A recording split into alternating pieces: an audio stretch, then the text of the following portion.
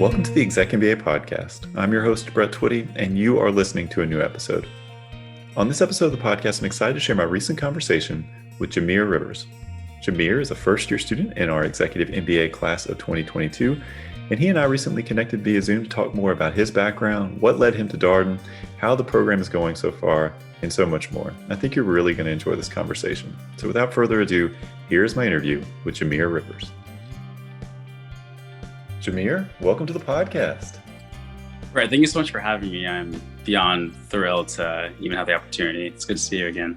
It's great to see you. Now, I will say for our listeners, this doesn't quite come through on the podcast. You were wearing your flight suit. You're fresh from work. I want to make sure we have a chance to talk about this. We were talking about one of the, I guess, patches on your flight suit, which involves a deck of cards and a winged bird. And it's kind of amazing. I want to make sure we have some airtime for this. Can you tell us a little bit more about that patch? Absolutely. So every squadron has their, squadron is a flying organization. They have a logo or a mascot. And at my previous squadron, my previous organization, our logo was an eagle carrying some blackjack cards. We were called the Blackjacks. So yeah, it's an eagle without opposable thumbs carrying blackjacks and some missiles. And not sure how they're all related, but I guess we like to have fun afterwards. And I also noticed the name Elmo. Is that your call sign? Yes, it is. It's because I giggle nonstop uncontrollably, so they figured Elmo was appropriate. All right. Well, no Iceman or Jester or any of that? No, nothing that cool at all. All right. Hopefully our Top Gun fan listeners have picked up on that. Maverick is coming out. Who knows when, but that's a sequel, of course. So Jemuir, first of all, how are you doing? Are you hanging in there? I am. Yeah, I'm doing pretty well. I'm still working in person, as you can see, and it's brought a pretty good sense of normalcy throughout the entire past year.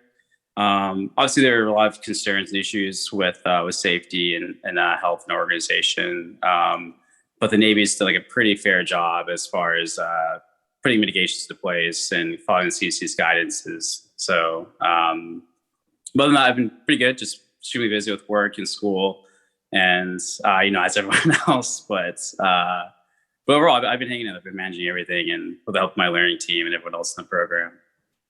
It's great to hear, as we oftentimes comment here on the podcast, our students are official members of the Full Plate Club. So it sounds like you're no exception to that. Have you picked up any hobbies, any pastimes during the pandemic? I've started to hike a little bit more, which getting outdoors has kind of been a nice reset for myself. I haven't gone this past winter just because it's been a little chillier side, but I do plan on going back to Shenandoah this spring and getting back out into nature. Aside from that, nothing really great. I never baked bread during during the pandemic or picked up anything cool or noteworthy. Probably should have, which sounds quite embarrassing to say, but yeah, I've just been trying to manage the time between work and school. Well, obviously you have an Executive MBA program now, and so I can understand how that might not leave a lot of time for sourdough bread making or home yogurt or kombucha or a lot of these things that people have gotten into.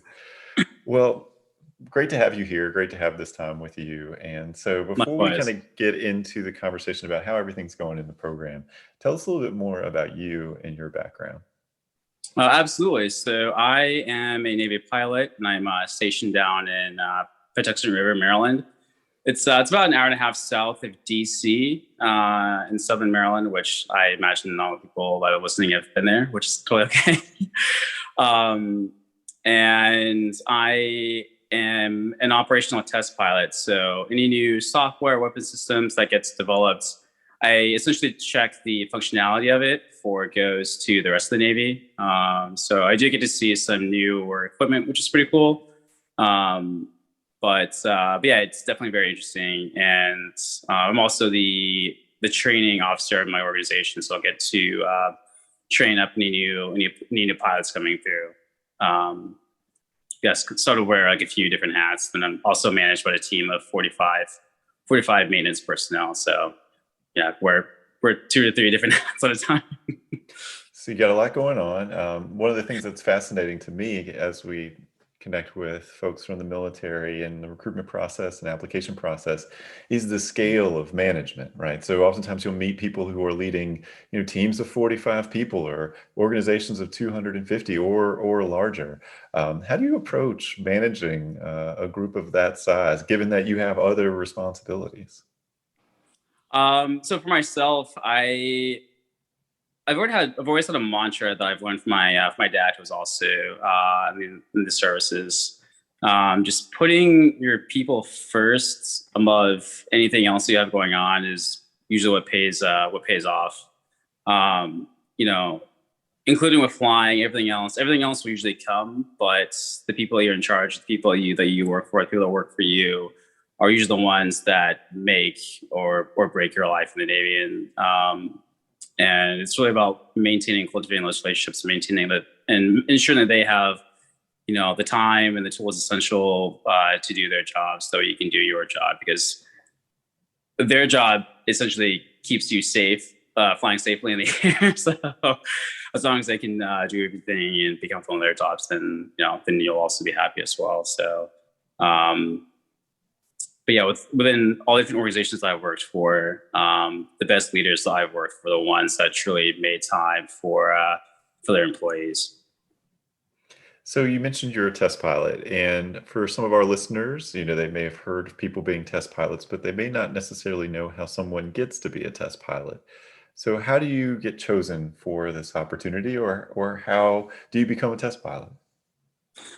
So test pilots in the Navy are pilots that have gone through their normal sea duty, as we call it. So they've gone and deployed and built up flight hours and experience, and they'll essentially put in a package to the Navy's test pilot school, and because it's an acronym for everything, it's called TPS. And this package essentially evaluates who you are holistically as a pilot and as a leader and as an officer. And it's preferred that you have a STEM background in your undergraduate degree. You have a certain amount of flight hours, a certain amount of the engineering experience to go through test pilot school. And test pilot school is about 6 to 8 months. And essentially there's an academic part and a flying part, pretty similar to flight school. Well, it's a bit more in depth. So you'll go through the actual aerodynamics of how aircraft work, and all the different procedures with essentially developing new aircraft and software and weapon systems. So it's pretty intense. And where I am as far as in the test pilot program pipeline, so my job specifically is to test products that have already been developed, but essentially to check how functional they are to your standard pilot that's within the Navy, anywhere from like the newest pilot to your commanding officer, just basically to ensure how functional every piece of software, every piece of gear is for someone that's deployed. Did you know that you wanted to be a test pilot when you started down this path, or is that something that occurred to you? It's something that came up kind of last minute. I didn't think that I wanted to be really honest. But towards the end of my previous organization, when I was up for new orders, an opportunity came up in Pax River, and I knew that I wanted to come back to the DC area. So I went to school for undergrad in Indianapolis, and I would have loved to come back and continue flying. So I was very excited for these new orders because they were different. And throughout my entire career, I've always wanted to do something that was off the beaten path. So as soon as I saw that they were available, I hopped on, and it was my first choice. So I was pretty fortunate, pretty thankful to get these. Well, you mentioned doing something off the beaten path. I wonder, is pursuing an MBA off the beaten path for test pilots? How did this fit into your career path, and how did you think about the decision to come to Darden?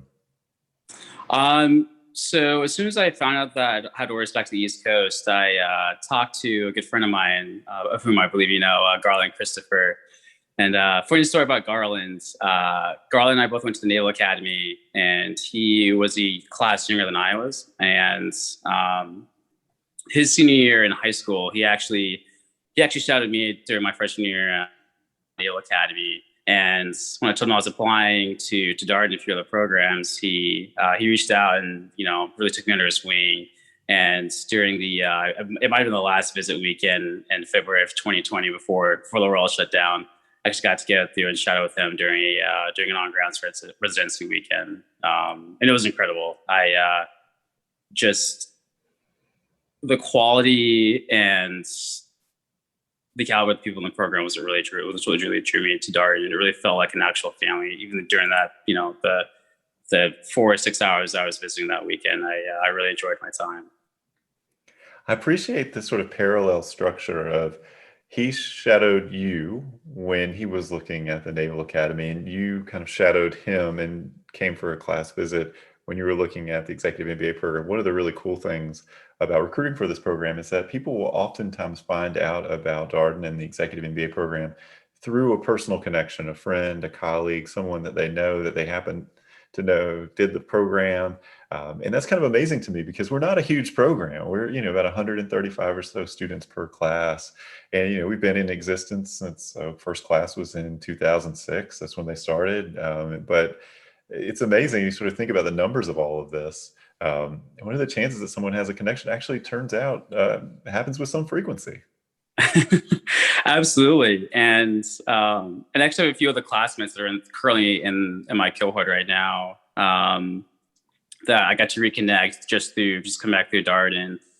Connor McCubery and John Ritchie were both classmates of mine for the Naval Academy, and Darden kind of brought us all back together. So it was a small but also well-connected world. And but yeah, I think we're all just drawn to the sense of community that Darden instills.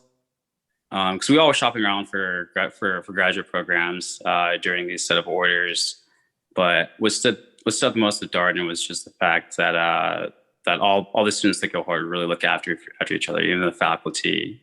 There's a really strong sense of community with such an incredible program, and not every top MBA program has that sense of community.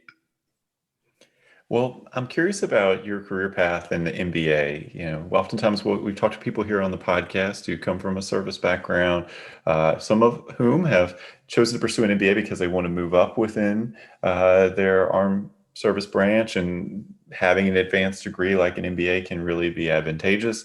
Other people are looking to transition out of the military and using an MBA as a springboard to open doors and opportunities as part of that process. I wonder where you see yourself as part of those different pathways. How does an MBA fit into your plans? Personally, I am still trying to navigate that process, because just as you alluded to, even though an MBA doesn't, it's a little bit different from a graduate experience, from a graduate program within the armed forces. The leadership experience that you learn within an MBA, and just the diversity of industries that you can learn from can really help out your career in the military, and how you can approach problems, how you can approach your folks on dynamic teams. But also it gives you the experience of, if you do want to transition out, it gives you the tangible experience of working with different industries and working with different organizations that can help streamline your process of getting out of the Navy or out of the armed forces. So I'm kind of in a fork in the road personally in my life, and I'll have to make that decision in about a year as far as if I'll stay in or get out. But I'm open towards both, and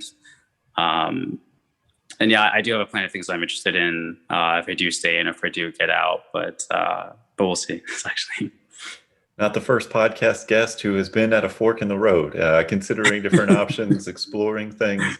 In some ways, that's the nice thing about the program. You're surrounded by a group of people who are all exploring. Has that been your experience? Absolutely. Almost everyone I've talked to has mentioned, like that they're open to anything, which is really cool. And like we're kind of all in a weird crossroads. We're just learning from each other and picking each other's brains and finding what life's like on the other side, and just learning from different industries. It's just a giant melting pot of experience, and I think that's what really drew me to an executive program. Is that everyone that you meet with all has various degrees of different life experience, different professional experiences, and this is the area where we can kind of cultivate all those ideas together, which is an incredible opportunity. So, and it's great. Like we're all in the same spot professionally, and most of us, personally. So. Once again, it kind of goes back to the sense of community that we're all in this together and we're all here to help each other out in any way that we can. Well, one of the things that's true is the program encourages you to ask deep questions about yourself. I think this sneaks up on students. You come to an MBA program to learn about accounting, finance, all these kinds of things, these core business topics, grow as a leader. But part of growing as a leader and as a manager is better understanding who you are. And sometimes when you start asking these introspective, reflective questions, who am I? What do I want to do? Where do I see myself going? It sparks a lot of different things for students. And then just being around a group of people who are all asking these kinds of questions. I mean, that's how often in your life do you get to be surrounded by 135 or so people in your class, all kind of on this professional advancement journey, thinking these kinds of things, asking these kind of questions? It's rare. It really is. It really is extremely rare. And throughout my professional career, my peers and I have been essentially in the same spot professionally, where we're on this pipeline of training, trying to achieve the next qualification, deploy, and which is great. We help each other out, but this is kind of like the first time in my life where I've gotten to meet professionals that, that are unsure about what they want to do. And we're kind of here to pick each other's brains. And there isn't a set path to move forward, and which is, challenging and a little apprehensive to some degree, but at the same time, it's very exciting. I think that in itself generates a lot of growth, both personally, professionally, and just someone that's in this position. So, let's talk a little bit about your program experience thus far, because we were recording this in early March. I believe you're now in quarter 4, if my memory of the class of 2022 calendar serves. Are you in quarter 4 now? Yeah, yes, just started as of Monday. So let's see if I can do this. Global economics, operations, and then you have a choice of 2 classes, either defining moments, which is a leadership class, or transforming societies. I think these are the 2, so either this or that classes that are available. Yeah, you nailed it. All right, I still got it. So which class are you in? Are you in defining moments or transforming societies? I'm in Transforming Societies with the Warnocks, and I just had the class last night, and it seems absolutely incredible.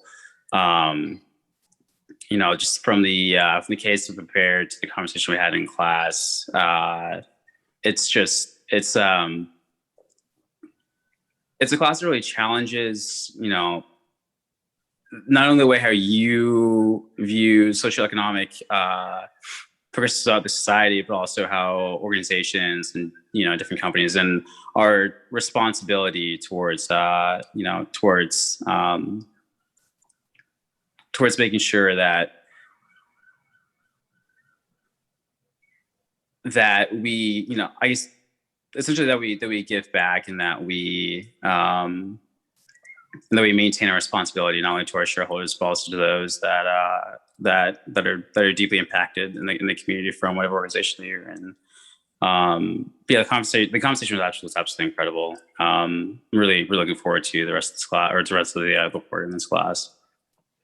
Well, we dabbled in some conversations here on the podcast about stakeholder theory. This is one of the really key essential framework that students learn about at DART. It sounds like you're getting a taste of that in transforming societies with the Warnocks. And so I wonder, can you tell us a little bit more about the case you read last night? Not to put you on the spot or cold call you about this reading you just did, but I'm sure some of our listeners are here and they're like, wow, really interesting case. What was it about? Can you tell us a little bit more?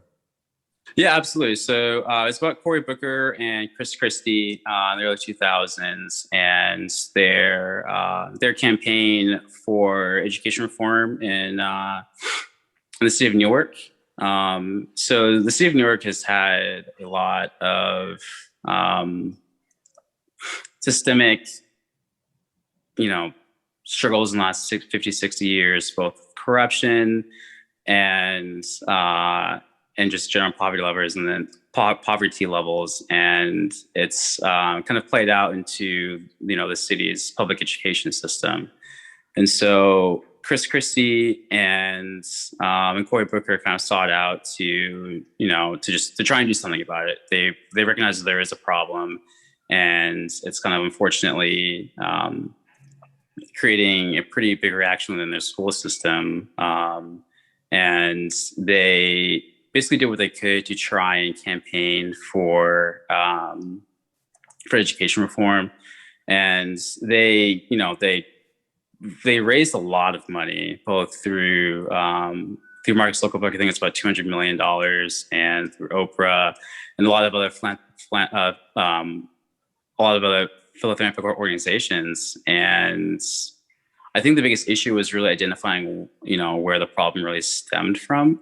And I brought this up last night. I think that, the problems in their education system, I think that was kind of a byproduct of a lot of other systemic issues that were going on. It's great. And obviously, like, we definitely need to spend a lot of money on education, but if we're not solving the problem where, people living below the poverty line, students can't go home and, adequately study because they're not being fed, or they don't have a safe roof over their head, or there are other issues that are going on within the communities, then I don't really know how we can expect them, to adequately learn. So I kind of just dug into, like, where do we start? How do we identify the problem? What specifically is the problem? And then, of course, creating kind of like a systemic set of goals that we can achieve, that are attainable, like we can achieve to achieve that goal. And then another issue was obviously, like, creating a solution is great for a community, but if we're not connecting with the stakeholders in that community, and we're just creating a set of religions that we think that are fine for them, it's also not solving that problem either. It's kind of digging ourselves into a bigger hole. So choosing the right leaders, and then also connecting at the right levels in the community is also pretty key too. Are you surprised to be talking about something like this in an MBA program? I think if you asked me, 2 years ago when I was applying to MBA programs, I definitely would have been very surprised. So that would have been pretty quantitatively heavy, going through finance, accounting, kind of like the meat and potatoes of the program. But I think as I learned more about Darden, specifically socioeconomical responsibility, knowing Darden, I'm honestly not surprised that we have this class. I think Darden does its due diligence in ensuring that its students, its leaders, its future leaders of America are asking these hard questions, are really thinking about them, and creating, creative solutions to how we can tackle problems like these within our communities, within our country, because these problems aren't going to stop, and they've always been here. And we have an incredible opportunity to use our education and to use people that we've met in the program to make, to make real change within our country. Well, all the issues that you mentioned, the systemic issues related to education, and you sort of think about the other aspects of students' lives that may make their educational experience more complicated. Those have all been in the news related to COVID-19, when you think about what are people's home situations like. Do they have access to the internet? Do they have access to computers? Do they have a quiet space where they can study? Do they have someone at home to help them out? Schools are also community centers in a lot of school districts. And so access to food, access to resources, support, programming, counseling, all of these kinds of things, really critical, all delivered through the educational system. And so you're right, you have the systemic challenges that are creating needs and creating maybe discrepancies across student populations, and then you have solutions, but are the solutions at the surface level? Are they deeper? I mean, what a rich conversation that must have been. It was incredible, and we could have talked. We've engaged in class for hours on end. But obviously, we all have careers and bedtime sometimes for our children. But no, it was just a taste of what's to come this quarter, and I'm extremely excited for this class. Well, how are things going generally in the program? As I mentioned, you're starting out quarter 4, you're approaching the midpoint of the program, and quarter 5 is a 21-month, 10-quarter program. So you're gaining some momentum here, Jemuir. How are things going? How are you feeling? Excited. I honestly cannot believe that it's already quarter 4. Honestly, but I'm extremely excited because now we're starting to get into some of the electives, and I mean, even the core classes were absolutely incredible. Obviously very difficult, but I've had a great learning team to help just really divide the work up and hold each other accountable, and just be there for each other as well too. Just having a little mini community within a community. But yeah, we're picking up steam now, and I feel like I'm starting to get into my own groove in the program, between work and commuting and school, and I'm very excited for the rest of Q4 and Q5 this summer. But yeah, and so I actually have a few other friends that I'm trying to help recruit for next year's class. I'm just telling them, or just explaining to them, like, where I am within Q3 and Q4. It is incredibly difficult, but it's incredibly rewarding at the same time. And I'm telling them, just pursuing an MBA program, the draw of Darden is just that, you're doing challenging work. You're doing it with an incredibly intellectually challenging people as well too. But it's absolutely all worth it. It's well worth just the amount of growth that you'll have within 2 months or 3 months in the program. So they're both very excited to start, which I'm sure you interview with them as well too. Well, it's great. I mean, I appreciate all your points about community. When I think about talking to the students that I've gotten to know over the past 6 years of being here, when people tell me why they chose Darden, I mean, of course, top school, it's an incredible reputation, incredible network, all these kinds of things. But the thing that really does seem to resonate a lot with students is the sense of community, the culture of the program, how people relate to each other. And that totally makes sense. Like, all these other things are important, right? You want to go to a top school, you want to be at a place with a great reputation. But the thing that's going to matter the most to you while you're in that program, day in, day out, are the people who are around you, and how that you're engaging with them and they're engaging with you. And so I completely understand the cultural point. Absolutely. And I think another major point of that is just the fact that even within COVID, even trying to connect with people virtually, just the rest of my classmates are doing whatever they can just to make connections. Like, we're all hungry to meet each other in any facet that we can, both virtually or socially distant, while maintaining CC's guidance. But we're all just hungry for the interaction and to truly meet each other. And it's not, and these aren't there aren't just normal transactional relationships. We're just they're deeply cultivating relationships, and honestly, that's just what I love the most for them. Well, tell us just a little bit more about your learning team. We've had a few first-year students, your classmates in the Executive MBA class of 2022. We've had them on the podcast thus far. We're kind of getting off to a running start with your class coming on the podcast here, and been quite a bit of chatter about people being excited about their learning teams, really, feeling like the learning team is adding quite a bit to their program experience, which has been great to hear. Tell us a little bit more about your learning team. Just the mix of people who are on the team, why you enjoy working together. Yeah, so we're all from various different industries, different parts in different parts of our personal lives. My classmate Jemuir Rivers is actually in my learning team as well too. But we're all we're all in the same place in the program, both just mentally, emotionally, and personally, and we're all truly engaged within each other. So um, geographically, we're all within the DC, Virginia area, but we've we've all done virtual things. We've done a few socially distant things together on the weekends, but we all hold each other accountable as well too, and if there's someone that can't, make a meeting or make class, we'll do everything we can just to make sure they're caught up to speed, that we're all prepared for any exams or quizzes or finals or anything that might slip our mind. So,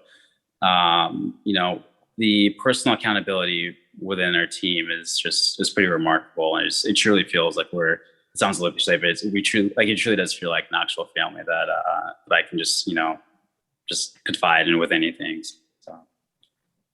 I'm glad to hear that. We spent, I get asked about the learning team formation process all the time by prospective students because, of course, START has this 4-step learning model: individual preparation, group preparation, learning team, going to class. It's 3rd step, and 4th step is reflection and debrief and repeat again for your next class. And so the learning teams, people will ask about the learning teams, how they function, all this kind of stuff, how they're put together. And I so enjoyed working this past summer with Laura Bordoni. It was a partnership between admissions and student affairs. And I feel like our process has gotten better every year. And so, of course, there's an initial pass based upon academic background and industry and where you are in your career, and try and also think about racial, ethnic composition, gender composition of the teams, really trying to have sort of diverse teams, interesting teams, lots of different backgrounds. But there's also we've gotten to know the students through the process. We've gotten to meet the people in the incoming class and get a sense of the personalities. And we also have some sense of who we think might work well together. And so there's a lot that goes into it. And it's really validating to us when we hear people say, I've really enjoyed working with my learning team, or they've been really, really helpful. So I appreciate that perspective, Jemuir. Yeah, absolutely. I mean, we appreciate the due diligence that you guys take to crafting and molding those learning teams, and really giving each team a good mix and blend of different walks of life, different tastes of industries and genders, race, just everything. And this is what to me, this is what truly builds the program. It's just the fact that you can work and confide in people that look and speak differently than you, or different walks of life than you do, or different industries. And honestly, that's what generates growth within the program. So we really appreciate you guys taking your due diligence and crafting and carefully crafting these teams. Well, it's great. It's one of those things that when we start working on learning teams, we know that the start of school is near. And that's always a day that we look forward to, welcoming the newest class of Executive MBA students. You spend months and months and months with a class, and they're coming together and you're helping get them ready for the start of school. And there's been so many things, over the course of the summer, updates and all of that pointing towards one date. And then that date comes. And the learning teams, when you're starting to talk with the student affairs folks about learning teams and Laura Bordoni and our team really kind of coming together and working on them, orientation is not too far away. So I wonder, Jemuir, what are you looking forward to? You've got, a number of quarters to go. As I mentioned, you've got some momentum here. You're in quarter 4, just kind of clipping right along. But I wonder what you're looking forward to in the months ahead. Honestly, the thing I'm looking forward to the most is just connecting with the rest of my classmates that I haven't had the opportunity to yet, and for obvious reasons.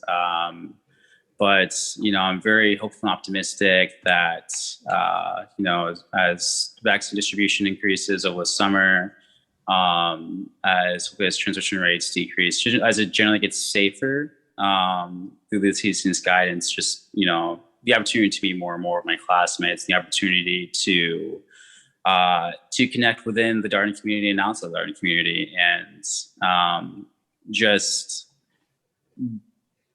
One thing that I really picked up from just going to my undergraduate institution is just the idea of paying it forward, and helping recruit towards the next class, and really making the program better for the next class of students, and for them to make it better for the next class. Just really really growing the program just through your own experiences and giving back in ways just to connect, just through different connections. And so I recently joined the diversity committee, that's being led by Chilo, who's out in California, and unfortunately, I have a chance to meet him.